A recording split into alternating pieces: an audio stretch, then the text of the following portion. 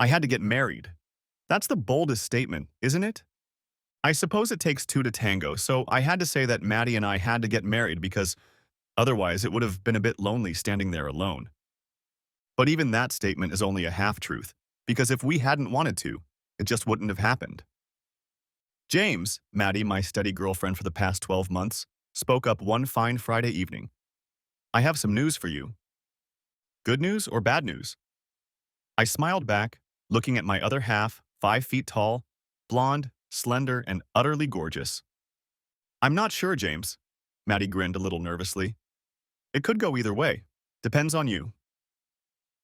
The rest of the conversation need not be recounted to show where it led. Suffice it to say that within moments we were in each other's arms, professing our love to each other and trying to decide when I would turn my newly pregnant girlfriend into my newly pregnant wife. Anytime that's convenient for your family, Maddie suggested. I have no relatives left after Aunt Beth died, and there's no one in Leicester I'm particularly friendly with. It was true. Sad, perhaps, but the truth. Poor Maddie had lost both her parents in a motorcycle accident as a child, and after several years in foster care, she had been taken in by Aunt Beth, an old friend of Maddie's late mother who lived near Leeds. Poor Aunt Beth passed away just a few weeks before I had a chance to meet her. I was in Canada on business when she died, and by the time I got back, Maddie had already traveled to Leeds for the funeral, and everything was done and buried. Literally. What about Beth's son, Maddie? I asked with some reluctance, as on previous occasions when it came to him she had interrupted the conversation. You were once close to Tom, weren't you? Wouldn't you like him to be present this day? Tom's in jail, James, Maddie snapped back, irritation audible in her voice. I've already told you I don't want to talk about him. Oops, I shouldn't have mentioned Tom. I knew he was serving a sentence at Her Majesty's will, but I didn't know what for or where. A touchy subject. I'd better change the subject. My parents are both retired, so I think any date would suit them. The sooner the better, James, my future wife smiled, stroking her flat tummy, forgetting her anger. Let's call them right now. So we did. Just 4 weeks later, we were married at the registry office in Bedford, where we lived in the presence of a small group of my relatives and our mutual friends. We traveled to the West Indies for a wonderful honeymoon, but it was still a few weeks after our return when Maddie's tummy showed signs of our first child. Beth. That's what we named the little lump of joy that eventually came screaming into the world, with a full set of fingers and toes and a pair of lungs that promised a few sleepless nights.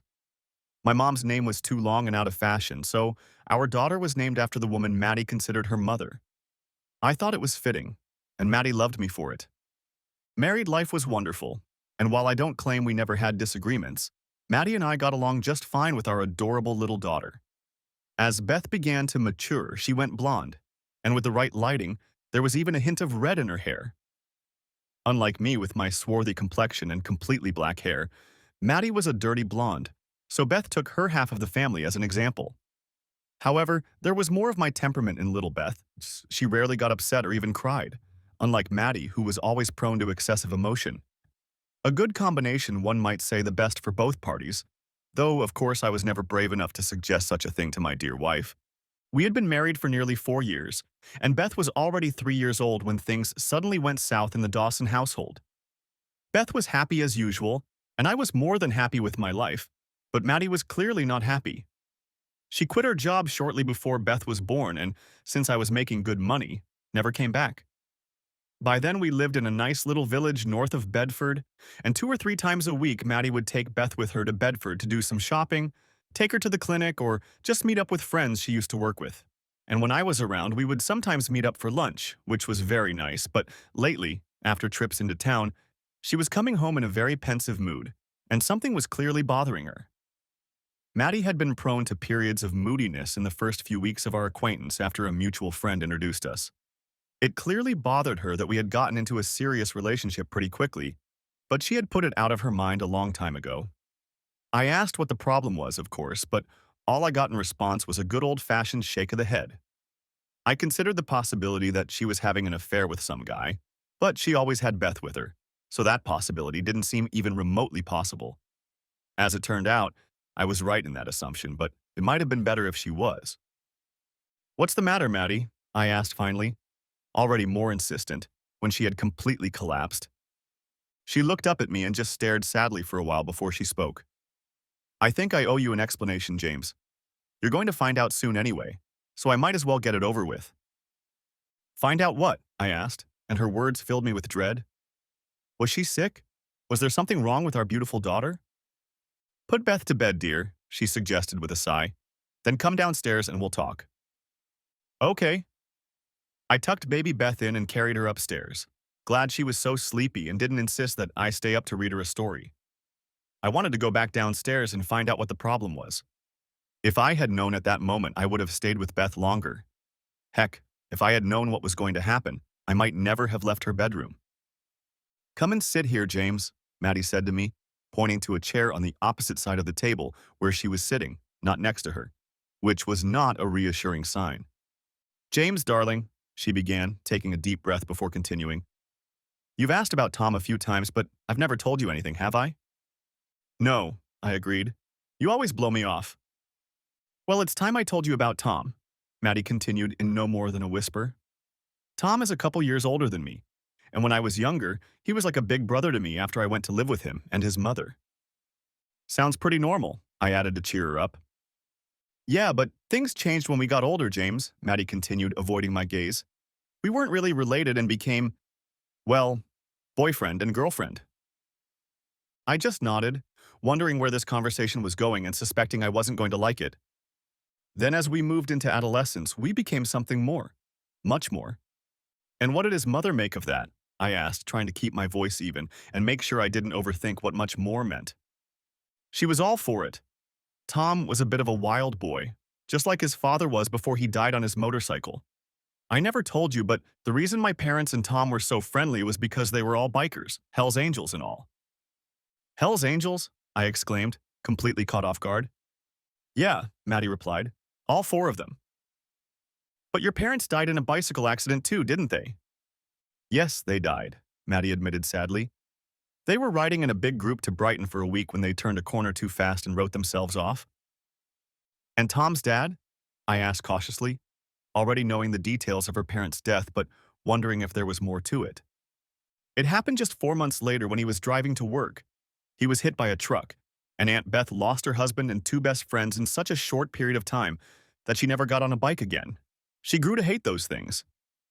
Well, that's understandable, I sympathized, having never been fond of such things myself. In my mind, anything that traveled the roads on two wheels was either a bicycle, if it didn't have an engine, or the front or back of an automobile if it did. Then Aunt Beth took me in and raised me as her own daughter, Maddie continued. But she was in favor of Tom and you being together. Yes, she was in favor of it, Maddie continued, and her whole demeanor said she was half back in those days. Like I said, Tom was a real wild man, desperately loved motorcycles and raced them without any fear, just like his father.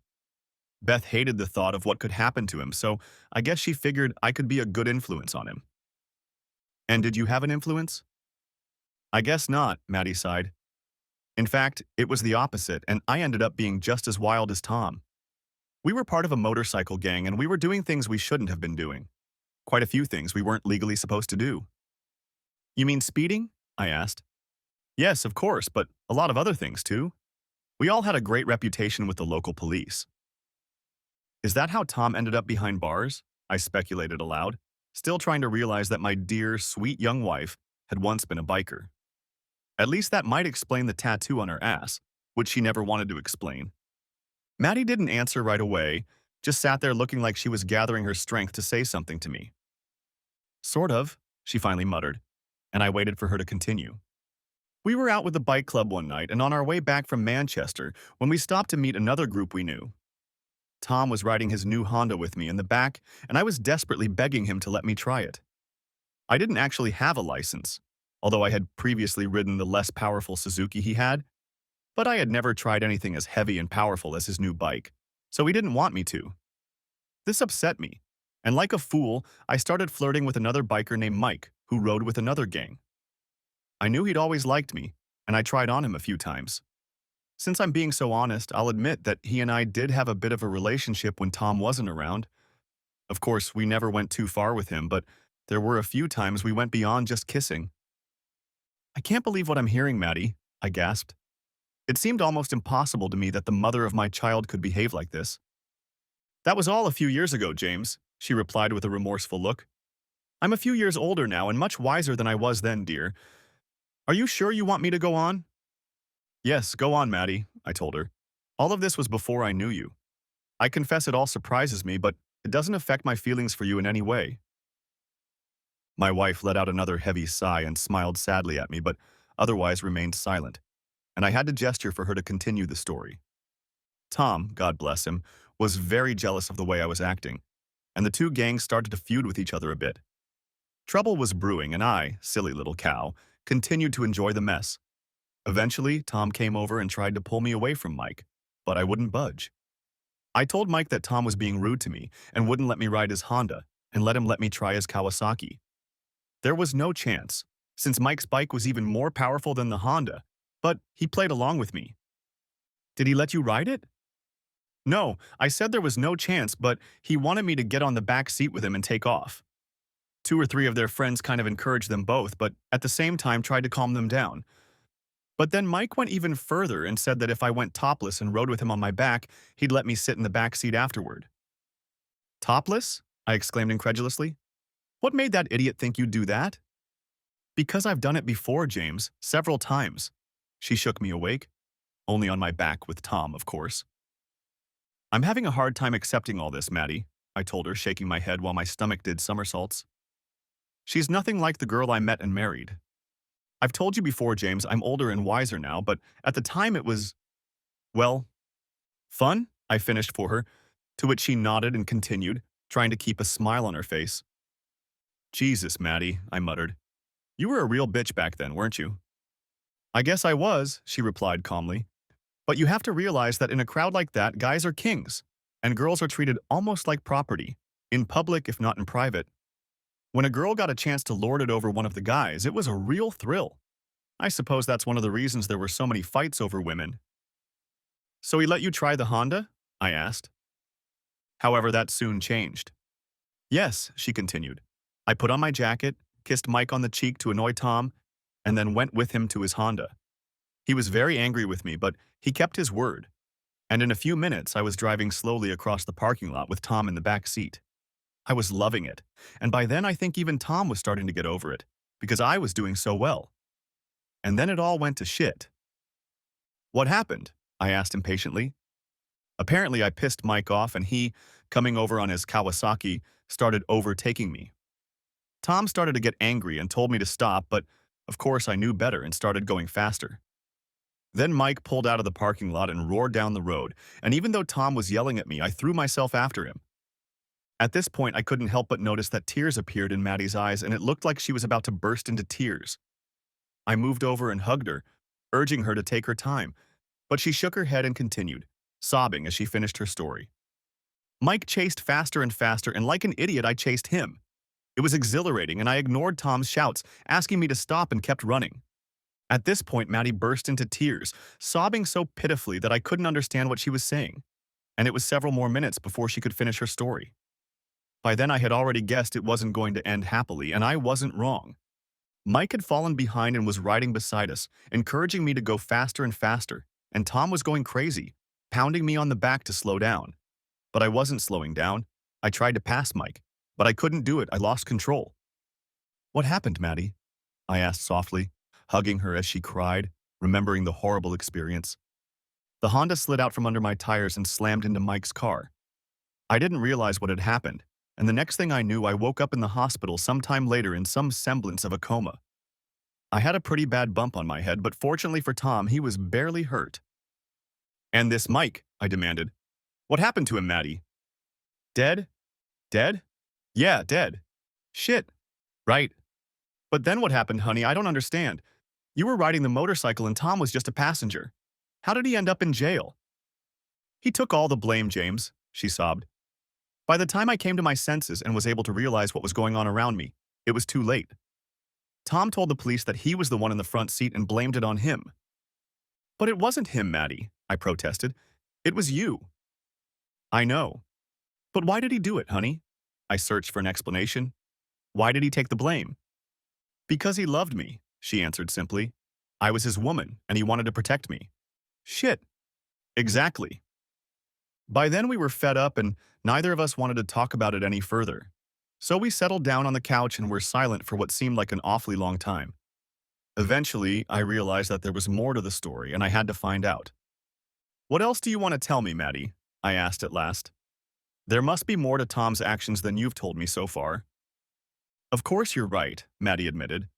At the time, believe it or not, Tom had a clean history with the police. He got pulled over a few times, got speeding tickets and stuff, but nothing more than that. Mike didn't look too bad after the accident, so Tom didn't think anything serious was going to happen and told the police he was in the driver's seat. Unlike Tom, I had several criminal records and he was afraid I'd be prosecuted, so deciding it wasn't that serious, took the blame. You had 2 criminal records? I muttered, wondering what other revelations awaited me. Jesus, Maddie, were you a criminal? Not exactly, James. Maddie smiled guiltily. I've already told you about the cases I was involved in. Both of them involved indecent exposure. What? Riding naked on a bike around the campground is one thing, but the cops didn't like that we were doing it downtown. Twice, I inquired. More than twice, Maddie whispered. I got caught 3 times, but they let me go the first time. I didn't know if I could take that much more, but she went on to tell me how Mike had suddenly gotten worse and was suddenly out of the game, and Tom had stuck to his guns to protect Maddie. When the case went to trial, his case was hushed up and he ended up getting an unexpectedly large sentence. Sounds like you owe a lot to that Tom, Maddie, I sighed when she stopped. When is he due out? That's the problem, James. He's got a few more years ahead of him, but I just found out that they're going to give him a deferment for good behavior, and he'll be out very soon. When? Thursday, she surprised me. The day after tomorrow. That's why I've been upset the last couple weeks. Jesus, what a mess. I rested my head on my hands and thought for a while. Maddie really owed a lot to this guy, and as much as I doubted it, I knew I couldn't just ask her to dump him after what he'd done for her. I didn't like it one bit, but she was my wife, I loved her, and I knew what had to be done. Poor bastard. While he was in jail for something he didn't even do, his mother died and his girlfriend married someone else. I guess he's got nowhere to go when he gets out, doesn't he? I asked, silently praying that my assumption wouldn't turn out to be correct. Not really, she disappointed me. His mom's house is only rented, and he's lost touch with his old friends in Leeds. Wait a minute. I'd missed something. How do you know that, Maddie? I asked her. How do you know so much about him if he's in jail up north somewhere? He's not up north, James, Maddie replied so quietly I barely heard her. He was, but he got into fights there and was transferred. Where to? I asked, already knowing what the answer would be before the words even left my mouth. To Bedford, she murmured. Right here, to Bedford Prison. What a damn coincidence, I remarked sarcastically. I'm sorry, James, darling. I know I should have told you a long time ago, but I kept avoiding it, and it was getting harder and harder for me to tell you. I felt trapped and didn't know how to get out of it. So you went to Bedford often to visit him? Not all the time, but... She shrugged but didn't finish. The tears were still slowly rolling down her cheek and we stood looking at each other, wondering what to say next. I moved here to be near him, James. I thought it would work out, but I didn't expect to meet anyone else, honey. I didn't expect to meet you. I just didn't let myself think I was going to fall in love with another man. What do we do now, Maddie? I don't know, James. Like I said, I knew what I had to do. I didn't even know the guy, but Maddie owed him a big debt and she was my wife. Time to be generous. Listen, Maddie, I began. I don't like the idea, but I suppose he could come and stay here for a few days. Just long enough for him to find a place to live. Perhaps we could help him with a few shillings to get him started. I can't, James. Why not? I asked, feeling somewhat relieved that she didn't think it was a good idea. I don't think it would suit him, James. Why the hell not? I growled, finding my suggestion pretty damn understandable under the circumstances. He doesn't know about you, James.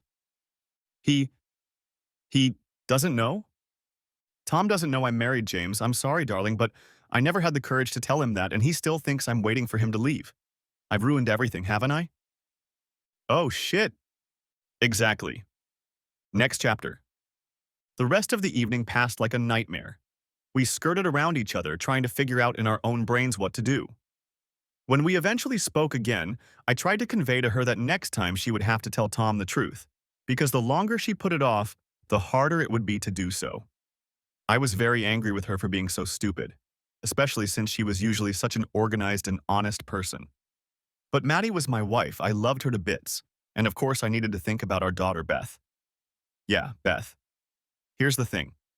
I realized that Maddie still had strong feelings for Tom, even though I didn't press her about it. But Maddie and I had Beth, so I didn't worry about what she had been in love with for a long time. I really wanted to insist that she tell this Tom guy to back off, but in hindsight, I knew that would be a mistake. Maddie had to handle this on her own, and it was my job to help her do that. The next day, the day before his release, Beth went to visit Tom and tell him the truth. It wasn't easy, but it had to be done, and I took the day off to be there when she got home, knowing she would need my support. I waited for her at home, insides trying to turn inside out, wondering what state she'd come back in. "Hi, Maddie." I greeted her at the door as she walked down the path to the garden. "How did it go? How did Tom take it?" "Didn't take it," she replied somewhat puzzled as she slipped past me. "What do you mean, didn't take it?" "I didn't tell him, James," Maddie replied without looking at me. "He was so excited, like it was the best day of his life. I just couldn't do it, James. I just couldn't break his heart when he was so happy." "For God's sake, Maddie," I began angrily. "Do you think he'll feel better tomorrow? You think he'll be less upset? Grow up, you stupid woman." "I'm not going to tell him that tomorrow, Tom," Maddie purred. "I've made my decision, James, and I'm sorry, but I'm going to give him a few days of happiness before I destroy him. It's the least I owe him, James, whatever it costs me." I stood with my mouth open as the meaning of what my wife had said reached me. "A few days of happiness?" I asked anxiously. "Yes, James," she replied, finally lifting her head with a determined expression on her face. "I've booked a hotel room in town for tomorrow night, and I intend to repay Tom for what he's done for me." "No way, Maddie," I shouted at her. "If you think I'm going to stand by while another man entertains my wife, you have a lot to think about. Jesus, woman, I know you owe him, but this is ridiculous." "You can't stop me, James," she screamed back. "It's my decision, my body, and I'm going to do what I know how to do. I owe him so much, James. Please try to understand." "I do understand. You're going to let another man entertain you. It's not going to happen, Maddie. It's just not going to happen." "I've already made up my mind, James. Not a chance in hell, Maddie." "I'll do it, James, darling. Please, why can't you understand?" "Then I might not be here when you get home, Maddie," I threatened. "If you let him entertain you just once, our marriage will go down the drain." "I was hoping you'd be more understanding, James," she started to plead with me. "You know the situation I'm in, and I have to do this. Please, James, try to understand." "There's nothing to understand," I exclaimed angrily. "Then there's nothing to talk about," she shouted back. "Damn you, James, why can't you understand? I'm not taking anything away from you." "Damn you to hell. You do that and we're finished." "Screw you, you miserable bastard," she finished, and ran out of the room, slamming the door behind her and leaving me standing there bewildered. That was the end of it. I tried to talk to her later that night, but when it became clear that there was no way I was giving in, she just shut my mouth. I wanted to strangle that stupid cow, and I couldn't believe she couldn't see what she was doing to our relationship. What about Beth? Oh God, what about poor Beth, whose life was about to be torn apart? I got up pretty early, slept in the spare bedroom, got Beth up and dressed, and made her breakfast. I wasn't going to stick around and watch Maddie go off to commit an act of adultery, and I planned to take Maddie with me for the day so we wouldn't be there. Another day off work, but what the hell? "I'll see you tomorrow, James," Maddie murmured, kissing and fussing around Beth as I was about to leave. "Maybe, maybe not," I grudgingly muttered, pushing her away when she tried to kiss me too. "Please don't be like this, James," she sobbed. "It's going to be okay, honey, I promise you." "Nothing's going to be okay, Maddie. Please change your mind." "What happened to Mommy?" Beth intervened as her mother began to cry. "She's just being silly, honey," I replied, scooped her up in my arms, and without another word, ran out the door. All in all, the day spent with Beth wasn't too bad. It started with a trip to the zoo in Whipsnade and ended quite predictably at McDonald's. I decided that I really should spend more time with my daughter, although the prospect of doing it alone in the future didn't really appeal to me. I tried, really tried, to understand how Maddie felt about this problem and could recognize how hard it was for her. However, no matter how hard I tried, I couldn't agree with her actions. I then tried to put myself in Tom's shoes and found that I was having a hard time here as well. The poor guy went to jail for loving a woman, and what did the cow do to him? God, what a nuisance. When is Mommy coming home, Daddy? My little daughter asked when we got home. She's gone out for the night, honey, I told her, trying to sound lighthearted. She'll be back soon. Who did she leave with, Daddy? Just with a friend, I replied, not wanting to broach the subject. Is it Tom? And here she shocked me. It had never occurred to me that my daughter might know something about him. How do you know about Tom? I asked nervously. Mom and I visit him, Dad, when we go to Bedford. It's not very nice there, but Mom says he can't live with us because the people there say he should stay where he is. I looked at my young daughter in bewilderment. What a bitch my loving wife had turned out to be behind my back. Not only had she deceived Tom and me, she had also taken our daughter to see the bastard in that damn prison. I began to question if I even knew my wife. Mommy said Tom will be out soon, Daddy, Beth continued. What does that mean? It means he won't have to live in that disgusting place anymore, honey, I told her without hesitation. Oh, good, she replied. He's very nice, Tom. Will he be able to come and live with us then? I don't think so, Beth, I replied sadly. I just don't think it's possible. That night was awful, and I just didn't want to put my daughter to bed. It was one of those rare occasions when she had to tell me she was tired and wanted to go to bed. She eventually fell asleep in my arms, and I held her in my arms for a while longer until I finally gave up and carried her into the bedroom, taking no pleasure in the thought of having to spend the rest of the evening alone. The phone call didn't help, of course. Hi, honey, Maddie greeted me as I reluctantly picked up the phone. What do you need? I replied rudely. Please don't be like this, James, she pleaded. I'm just calling to make sure you're both okay. Beth is fine, I told her. She's already in bed. And you, James? Maddie fussed. Are you okay? Have you done this before? I demanded angrily, ignoring her question. Please, James. Has he entertained you before? I repeated even louder, interrupting her. James. Answer the damn question, okay? I shouted at her. Yes, Maddie mumbled in response. It's happened twice now, and it'll happen again when he comes back. I hope you enjoyed the hell out of it, you cheating bitch. Yes, she yelled into my phone, her flash of anger as much as mine. What's more, he knows how to pleasure a woman. There was silence after that statement as I recoiled at her words, and she apparently realized exactly what she had said to me. James, honey, she cried out desperately after a few moments. I didn't mean to say that, honey. I swear I didn't. I don't know how she finished that sentence. My ego flew to hell and back, and my heart shattered into little pieces. I slowly and purposefully put the phone back on the stand and stood there looking at it with tears in my eyes. Sure enough, a few seconds later, it started ringing again, but I grabbed the cable and unplugged it. When my cell phone started beeping a minute or so later, I fumbled for the off button, failed, and threw it against the wall with all my might. It stopped beeping, shattering into pieces, and I stood in silence, large tears already running down my cheeks. I stood there and sobbed. Sobbed while my wife waited for her lover to come back and service her. I sobbed as I watched the devastating loneliness consume me, as I hated the whole world and almost everything in it.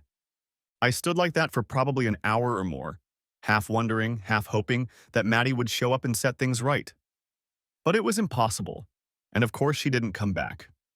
It wasn't until I thought of my baby Beth that I perked up, realizing that I would have to be brave for her sake. She was all I had, and that gave me the strength to go on living. I made myself a cup of tea, the solution to all my problems, and sat at the table, thinking about how my life would change. Would I be able to get Maddie back? God, what a question. All my senses were telling me no, but my heart was speaking differently, almost in another language I could barely understand. The only thing I was sure of was that for Beth's sake, I had to be strong. I would fight to the last to keep her with me, no matter how hard Maddie tried. I felt like I was even willing to take Maddie back for Beth's sake. But who was I kidding? I wanted Maddie back for my own sake, no matter what she did. But I knew things would never be the same again. Nothing would ever work. Nothing would ever happen. And I whimpered again, thinking about what was about to happen to the poor sweet girl who was sleeping soundly upstairs, oblivious to the turmoil around her. Damn you, Maddie. Why do you do this to the people who love you? Next chapter. The next morning I woke up to someone stroking my face. Wake up, Daddy, I heard through my foggy brain. Why didn't you go to bed last night? Good morning, sweetheart, I greeted her sleepily. I just fell asleep on the couch and forgot to go to bed. Silly Daddy, Beth giggled. Mom's going to think you're stupid when I tell her. I think Mommy already thinks I'm stupid, I replied, sighing deeply as the situation once again weighed heavily on my overburdened shoulders. Dad took time off work to watch you again. Where do you want to go? Can we go to the zoo, please, Daddy? My baby girl exclaimed happily, clapping her hands together. But we went there yesterday, sweet doll, I pointed out to her. But I want to go again, Daddy, she giggled in response. I want to see the big elephants and the funny monkeys and what are those big animals with the long, funny necks called Daddy?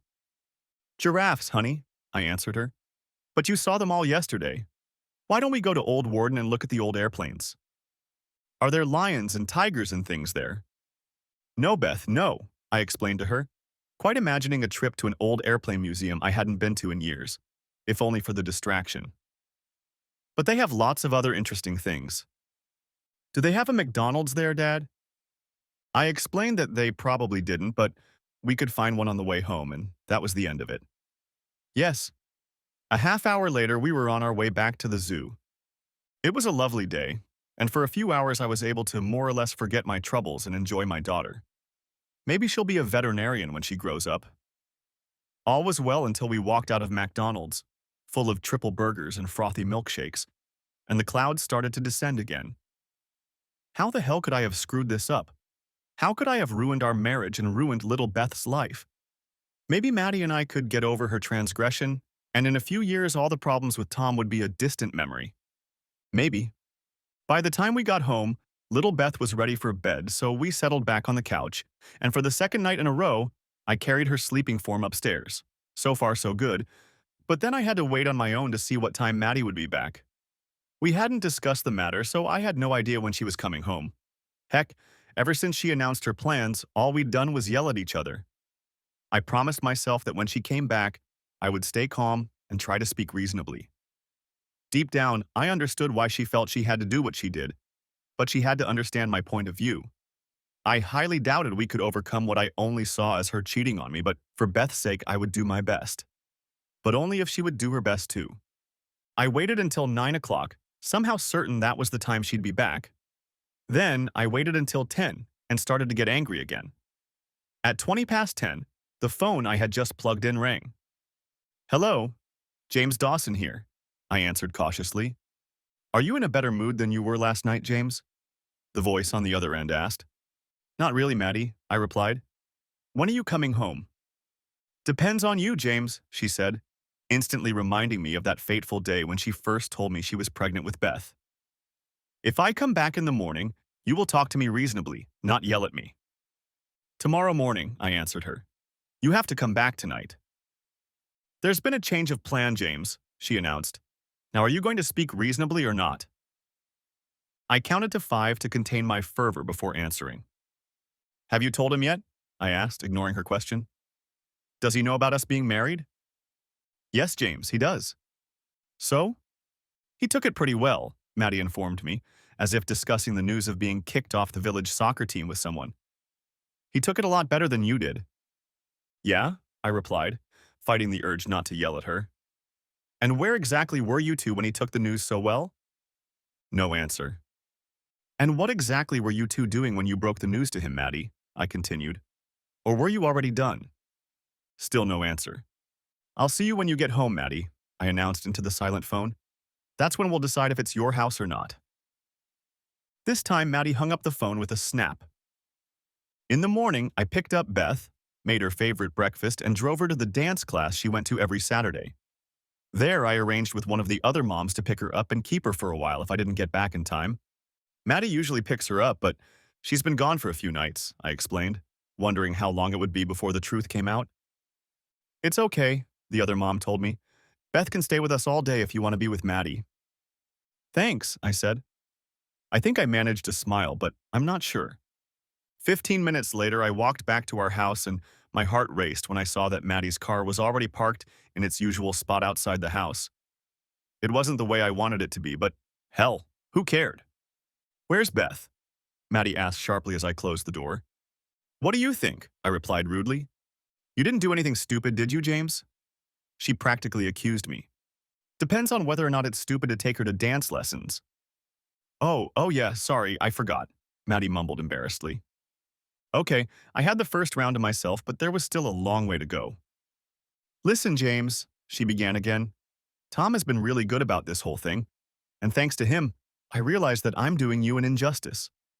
If we just sit down and talk things out, we both think we can come to something that will make all three of us happy.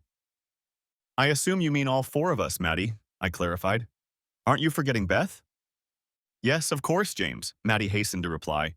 Of course, I mean all four of them. So round two was over for me as well. I was gaining points, but the future didn't look too bright. I gestured for her to continue. The thing is, James, I love you and always will. But now that Tom is back, things have changed, haven't they? How so? I don't think I've stopped loving him, James, my wife explained to me. I'm sorry, James, but I love two men. The problem is, I decided to remind her, the second one might give you pleasure. James, she shrieked, I didn't mean to say that. I got angry, lost my temper, and frankly, I didn't want to say it. But it's true, isn't it? So what? Maddie sobbed. What difference does it make? I've never complained about your performance and I never will. Damn right, never, I contradicted her. And you never will because you'll never have the opportunity to compare us again. Please, James, she continued desperately, not giving up. Please at least listen to what Tom and I have come up with. Please listen to James. I shrugged, half agreeing to listen, and in a more confident voice she continued. We, meaning Tom and I, have decided that we can come to an agreement between us. I could continue to live here with you and Beth so we could be like a little family, and Tom could rent an apartment or something nearby. That way you could visit him, I suppose, I asked incredulously. Yeah, sure, but most nights I'd spend here with you, James. But half the nights with him. Half the nights wouldn't be either, Maddie muttered, realizing that things weren't going so well. Do you really think I'm going to agree to that, Maddie? I asked quietly. You'll get the best of both worlds. Tom will get his freedom, and I'll get a cuckold who will probably support all of us. I guess not, she whispered. Not when you put it like that. I'll tell you what, Maddie, I began. Call Tom right now and tell him to get the hell out to Leeds, and I repeat, I'll probably take you back. I don't think that's a very promising offer, James, Maddie replied sadly. It's the best I can do, Maddie, I told her firmly. Still not sure I wanted her to say yes. Then I guess I'll have to say no then. Close the door behind you when you leave, okay? I thought. And that was the end of it. What about Beth? Maddie asked. She'll have to live with me and Tom. Over my dead body only, Maddie, I replied angrily. I'll do anything to make sure that doesn't happen. We'll see, James, Maddie smiled. If you think you can hold on to Beth, you're in for some surprises. Back off, Maddie, I hissed angrily at her. Go back to your jailbird lover. No court in the world is going to give you custody while you're with that loser. Maddie didn't say anything else, just got up, walked out, and left. Oh, and she slammed the front door, nearly knocking it off its hinges. It's a one-way street, isn't it? I didn't think so. What's more, I had a horrible suspicion that the game had just begun. For the next 4 or 5 days, I heard nothing from them. It was as if I were sitting in the trenches during World War I, waiting for the next volley or major attack to catch up with me. I did take the opportunity to go to an appointment with Tim, my buddy who was also my lawyer. But I left there with absolute certainty that any court in the world would award me custody of Beth a little shaky. 50-50, he advised me mournfully. If she can prove she's in a stable relationship, the court might side with her. But he's a goddamn jailer, I tried to object. He bloody killed someone. That wasn't true, of course, but even Tim didn't know that. He killed someone in an accident, James, my friend informed me. He's paid his price to society and has the same rights as everyone else. How does he look? Doesn't he look a little dubious or something? Is there anything we can use against him? I have no idea, I had to admit. I've never met him, and I've never seen him. Maybe you should talk to James. All this time I'd been killing Beth with kindness and attention, coming up with various excuses as to why her beloved mommy hadn't come to see her. When is mommy coming home, Daddy? She asked sleepily.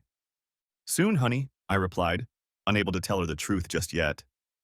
I miss mommy. Me too, honey, I replied with tears in my eyes, hugging her desperately. And I missed her. Oh God, how I missed this woman. I was to meet this Tom much more easily and probably sooner than I had anticipated when my buddy called me and asked me to come to a meeting with the other parties, as he put it, and their lawyer. I put on a manly look as I walked to the meeting, wondering what that bastard Tom really looked like. I mean, come on, biker, Hell's Angel and all. I expected Tom to be some fat, long-haired scumbag. The tall, clean-shaven, blonde-haired, somewhat slender and athletically built man who appeared in front of me took me by surprise. Hi, James. He greeted me with a nervous smile on his face, extending his hand for a handshake. I'm sorry we have to meet like this. I'm actually sorry about all of this. Oh, shit.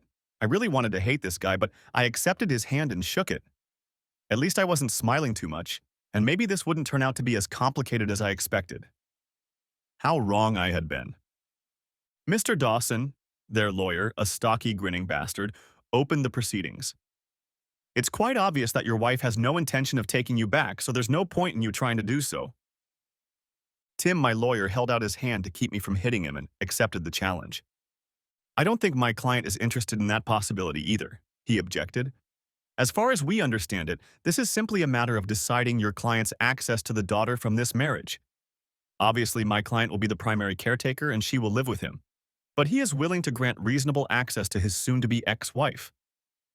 It's not that simple, the fat man replied with a smile that would have done honor to a crocodile. My clients have first right to the child. Bullshit, I exclaimed, but Tim ordered me to calm down again. The fact that my client, Mrs. Dawson, is the mother of the child is not in dispute, the fat man continued. Are we in agreement on that? Tim acknowledged the fact, casting a cheerful glance at me, while I was puzzled by the other guy's train of thought. Then we also have to acknowledge who the father is, the bastard continued, and this time Tim had to physically restrain me from confronting the asshole. My clients claim that Mr. Dawson is not the father of the child, and the father is her ex-boyfriend, Mr. Thomas Wellings. Tom? Tom is Beth's father? What the hell is this nonsense? I was so shocked that I just sat there with my mouth open. We have documentary and medical evidence that Mr. Wellings is 99% certain that he is the child's father by birth. We also have irrefutable evidence that your client, Mr. Dawson, cannot be the father. What the hell are you talking about? I yelled at the fat bastard. Beth is my daughter. I was there when she was born and I bought her back. I... Apparently not, Mr. Dawson. The fat man interrupted me. You may have bought her back as your daughter, but you're not her real father. That's my client, Mr. Wellings. But that's impossible, I protested. He was in jail when Maddie got pregnant. For God's sake, I was there when she was born. It's just not possible. My clients explained that to Mr. Dawson, he continued monotonously. Apparently, you were in Canada when Mr. Wellings' mother died, and he was granted compassionate leave from prison to attend her funeral. My client, Mrs. Dawson, then Miss Jones, also attended the funeral, and well, let's just say they had the opportunity to get reacquainted. I felt the room start to spin as I realized what he was telling me. I couldn't believe it, but deep down I knew it was possible. I was swarthy and generally stocky. Beth was tall, slender, and blonde just like her father. Oh shit! As the room swirled around me, Maddie burst into tears and ran out of the room. Tom got up to follow her, but hesitated. I'm sorry, James, he told me. I swear to you, Maddie had no idea you weren't Beth's father until she started growing up and looked like me. Does that excuse her? I shouted at him. Does that mean she was having fun with you when she was actually engaged to me? No, he agreed quietly, shaking his head. Maddie has no excuse for her behavior, but I love her. Always have, and oh shit, James, I'm so sorry. With those words, he turned on his heels and followed Maddie out of the office. Well, Mr. Dawson, the fat lawyer spoke again. Can we make a deal? I'm having a busy day today, so if we can come to some acceptable terms, maybe. Before I could react, Tim jumped to his feet and yelled at the other lawyer. Shut up, you miserable bastard. One more word, and I swear I'll ram your nose through the other side of your face myself. Not very professional, the fat man caustically remarked, but he stood up, gathered his papers, and hurried out of the office. You'll be hearing more about me. Sorry, James, my buddy, my personal legal eagle, sighed as he walked away. I didn't expect that. No, I didn't expect it either. My story doesn't end there, but it's worth mentioning that the sight of Maddie's back as she ran out of the office was the last time I looked at her. Had I known that then, perhaps my actions over the next period of time would have been different, but on reflection, perhaps not.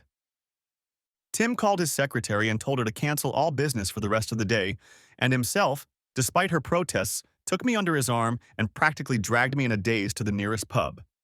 There, the two of us drank the first 3 pints of beer in the time it took to order them. And over the next hour, somehow mysteriously 5 or 6 of my best buddies showed up to help me drink myself into unconsciousness. I don't remember the end of the evening or leaving, nor do I remember the next day, as the first coherent thought came to me the next morning. I woke up in a strange bed with a strange woman. I never realized what the arrangement was, but if anyone was paying her, it certainly wasn't me. Anyway, the girl disappeared and I never saw her again. I'm not going to pretend that a black cloud has descended on me and I've withdrawn from the world. I am the kind of person who believes that his glass is half full, not half empty, and with that positive attitude I set about organizing my life. Of course, it wasn't without black clouds, but I tried my best. I met everyone who came my way, pretty or not, but most often I met women with children, single mothers, or divorcees. As you can imagine, this made me quite popular, and I got my just rewards quite often, but the only one of them I developed feelings for dumped me when she accused me of only wanting me for my daughter. True, I had tried, perhaps too zealously, to replace my daughter Beth. I was trying to find a partner to replace Beth for me. Crazy? Yes, I know, but that's what it was. Eventually, I realized my problem and tried to fix it. It cut down on the number of women I dated, but there was nothing wrong with that. What about Beth herself, you might reasonably ask? Yes, I insisted on having access to her even though there was no blood connection between us. But it was a bloody disaster. Maddie and Tom moved back to Leeds and I had to come down one day for a week to visit her. Neither Maddie nor Tom minded, to be honest, and did everything they could to make the trip easier for me. Tom was the one I talked to every time I called, and he was the one who met me when I came to pick up Beth. And Maddie probably acted wisely in making sure I couldn't meet her. But it didn't go very well. Poor Beth was just confused and spent all day trying to talk me into coming and living with them, not realizing at her tender age how unlikely it was that it would ever happen. She kept going on and on about it, unable to accept that Daddy didn't love Mommy anymore, constantly telling me how good Daddy Tom was and how happy I would be. When I took her back, she cried when she realized I was going to keep her and clung to me, screaming out words and throwing tantrums. Eventually, Tom had to pull her off me and hold her in his arms as I ran out of the house, my tears matching poor Beth's. It was awful and broke my heart again, perhaps even more than before. It was the worst decision of my life, but from that moment on I swore I would never go to her again. I couldn't put little Beth through that kind of suffering again, and I didn't think I could take it. When I told Tom about my decision, he tried to talk me out of it, saying that they would do their best to make it less traumatic next time. But deep down, we both knew it had to be for the best. In the end, we agreed that I would give her 6 months to give Beth time to settle into her new life, and then we would see. We agreed, but we both knew what that meant. For her sake, I would no longer be involved in her life. Maybe when she grew up, I promised myself. Maybe when she graduated high school or something. I promised myself all sorts of things, but in reality, I was once again completely on my own, and the memories of my wife and daughter were just memories. I will be forever grateful that I didn't kill myself. Life went on, as it usually does, and my painful memories faded somewhat. They say that time is a wonderful medicine, but I can assure you that it is not a miracle cure. It takes work, and I worked at it while building a new life for myself. When the first Christmas came, I couldn't let it go by without doing something. I went and bought a gift for Beth and sent it off, not knowing how to sign it or say who it was from, not wanting to reignite old heartache. I was very surprised when I received a letter from Leeds the week after Christmas. Yes, Beth had written me a little letter thanking me and telling me some things about her life. Apparently, some adult had helped her, and I was sure it was Tom and not my ex-wife. I wondered if she even knew the letter had been sent, but didn't give it much thought. In the letter, she called me Papa James. I knew that meant that I had been demoted and that Daddy was undoubtedly now Tom, but it amused me greatly.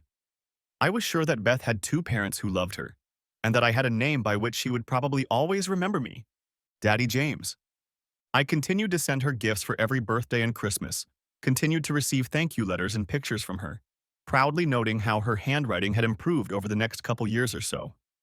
Often Tom would send a little note telling me how well she was doing in school or going to dances or something, but never once did he mention that I should visit her again. I guess I was secretly hoping we'd get together soon. But a year or so later, Beth mentioned her little brother in one of her letters, and I realized I'd better not drag this out. Tom and Maddie had 2 kids, and I wasn't part of that family. Next chapter. Not surprisingly, my buddy Tim's wife had a girlfriend. Well, sure, she had a lot of friends, but you know what I mean. Her name was Sally.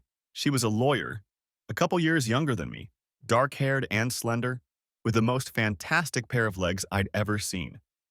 The fact that I was mentioning her here at all clearly meant that Sally had become something special. Our interests matched so much that it seemed as if we had always been meant for each other. Eventually, I popped the question. We were both divorced, had good jobs, and just loved each other. "Oh, James," she answered me with a wide smile on her face, "I'd love to." But there was one but, an unspoken but undeniable but. "What is it, Sally?" I asked, wondering what that but might be. "I know your story, James," she replied quietly. "You're going to want to have children, aren't you?" "Of course, Sally," I grinned back. "At least 2, maybe more." "But I can't have children, James," she shook her head. "That's why my last marriage broke up. My ex desperately wanted a son to continue his lineage." "You never told me that," I whispered, remembering that her ex-husband David was some petty baronet or something, which was why a son would be so important. "Whose fault is that?" "Mine, James. We were tested and David was fine, but my eggs turned out not to be quite what they should be. Not impossible, but not very likely." "And he ended your marriage just because of that?"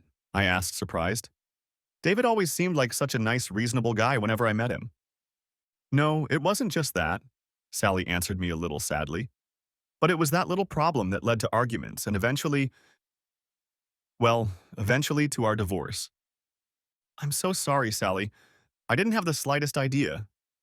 Couldn't you have adopted a child or something?" "I would have adopted, but David's family was totally against it, and it ended up driving a wedge between us." "Sad," I commented. "Very sad," she agreed. "But then I wouldn't have met you, would I?" "So you'll marry me," I pounced on her. The conversation continued, with Sally worrying that she didn't want another marriage to fail for the same reason, and me trying to assure her that I would accept it. We talked about possible adoption or other artificial means, which Sally, with her background, knew much more about than I did. Truth be told, we had a lot to think about, and neither of us were getting any younger. "Why don't you ask me again in 3 months?" Sally suggested. "When you've had time to think about it." "How about I leave the question on the table and you give me the answer in 3 months?" objected I. "Earlier if you want." That's how we parted. I wanted her to say yes, but deep down I had to admit that I doubted it. I really, really wanted a child of my own. More than one, to be honest, and adoption and everything else left me feeling insecure. Unfortunately, so insecure that tiny cracks started to appear in our relationship that hadn't been there before and just weren't meant to be. There was no doubt that we would break up and we were still very happy together, but the doubts remained and the question of marriage slowly took a back seat. They say every cloud has a silver lining. Maybe it's true, maybe it's not. I certainly wasn't thinking about clouds that morning as I sat in my office thinking about how the hell to justify a major expenditure on a new project I was heading up. The last thing I wanted was for a phone call to interrupt my train of thought, especially one that had nothing to do with my project. "Mr. Dawson?" An unfamiliar and rather officious voice asked. "Mr. James Dawson?" "That's me," I replied carelessly, still focused on how to make $250,000 seem like pocket money. "I need to ask you a few security questions, Mr. Dawson." "Okay," I replied, still a little unhappy at being interrupted. "But first of all, who are you?" "I'm sorry," the voice replied, sounding not at all apologetic. "My name is Mrs. Murphy from Hedling Social Services." Hedling is a suburb of Leeds. "I know exactly where Hedling is, Mrs. Murphy," I replied, and my interest suddenly increased tenfold. "How can I help you?" "Are you Mr. James Edward Dawson?" "Yes." "And you were formerly married to Mrs. Madeline Dawson, who afterwards became Mrs. Wellings?" "That's me," I repeated, a little annoyed at her officialism.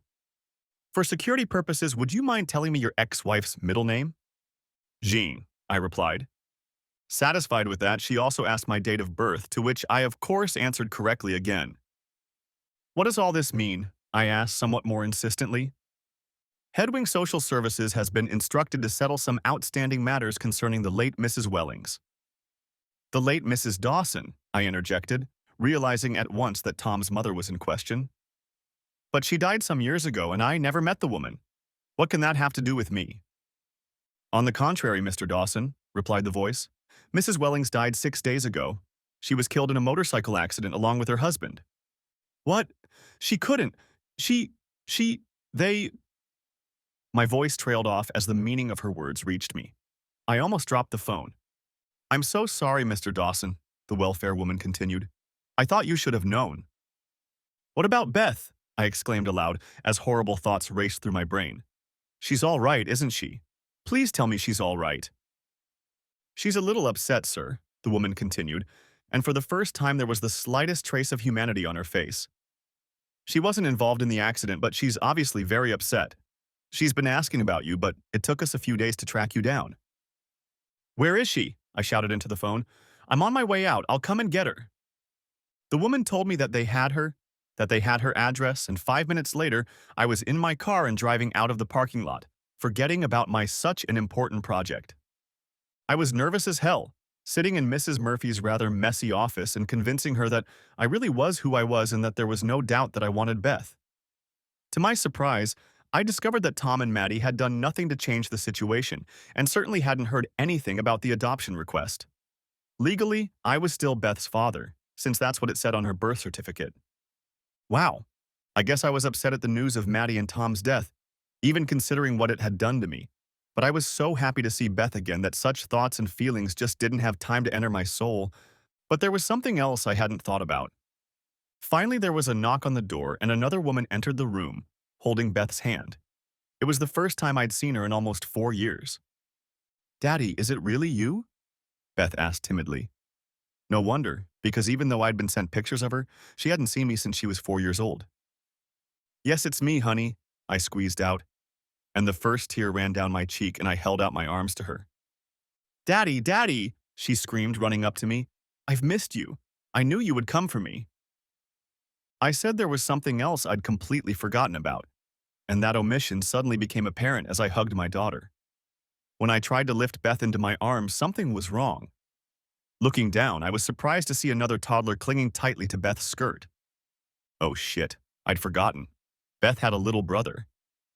This is Jimmy, Beth introduced me, as I pulled her down to the ground again, not wanting to scare the poor little guy with a tug-of-war victory. Nevertheless, the poor little guy looked like he was about to burst into tears. He was about 3 years old or so, and he looked like a real baby. Dark-haired, strong-built, he looked like a future rugby player. He was clearly scared to death, but he held himself manfully, not knowing what the future held for him. Hi, Jimmy, I smiled encouragingly at him, but he was still looking around uncertainly. It's Papa James, Jimmy, Beth encouraged her little brother. Say hello. Papa James, who was your real daddy? He asked Beth, keeping his eyes on me. Yeah, Jimmy, she answered him. Mommy and Daddy always told us how good he was, and now he's going to be our daddy and take us in with him. Mrs. Murphy opened her mouth to speak, no doubt wanting to correct this innocent statement since nothing had been discussed regarding Jimmy, but I raised my hand to stop her and she had the good sense to remain silent. My mommy and Daddy went to heaven, little Jimmy muttered. Aren't you going to be our new daddy? How old are you, Jimmy? I asked, looking at the little guy, and a thought suddenly occurred to me. Free, he told me. Free and...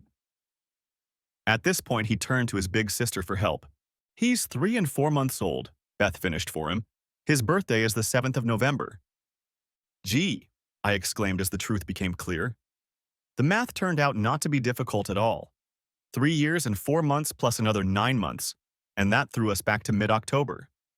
Yes, the month before Tom's release from prison, about 4 years ago. Combined with Jimmy's build and complexion, I had no doubts. Jimmy was my son. For heaven's sake, they had to know that and had even named him Jimmy after me. No wonder Maddie wasn't there the one and only time I'd visited, because then she should have shown up by now. Come and give your daddy a hug, kiddo, I grinned. feeling warmth spill over me. After a moment's hesitation, he jumped into my arms, Beth followed, and the three of us hugged and cried, oblivious to the people around us. After that, it was business as usual. I had the legal right to take Beth, and it only took 10 minutes in front of a hastily found judge to get the right to take Jimmy as well. Of course, I'd have to do the paperwork later, but I had a lawyer I knew who I hoped would be happy to help me with that. This is my friend Sally. I introduced my two new charges the next day, noticing that her eyes had already clouded over. Are you going to be our new mom? Little Jimmy asked. Little Jimmy asked. Hush, Jimmy, Beth admonished her brother.